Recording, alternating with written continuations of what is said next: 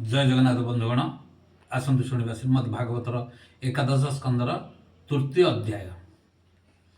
भव विरंचि जर पादे ध्याने चिंतन्ति अप्रमादे से प्रभु पाद नित्य चिंते लव निमिष न छाड़न्ति ये तीन भुवन संपत्ति देले हैं तहु न चलान्ति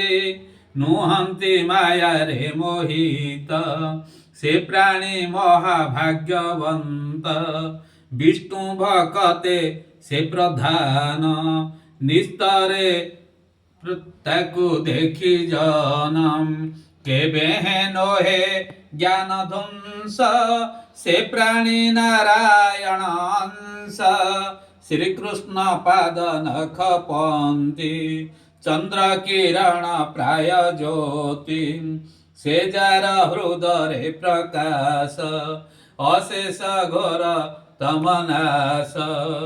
एणु जे हृदय हरि भजे हरिता हृदय न तेजे स्नेह रुजुरे चरण हृदय करई बंदनम चिंतिले चिंते क्षमा मात्र जे हरे असे सदुरितम श्रीहरि पदे हृदय धरे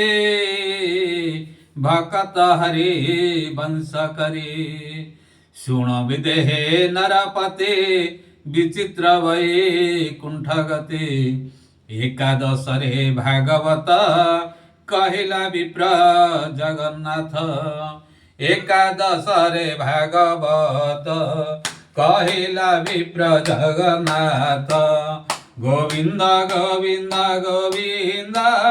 पदुगाळुचे मकरंद बोलन देखवार हरि बोल।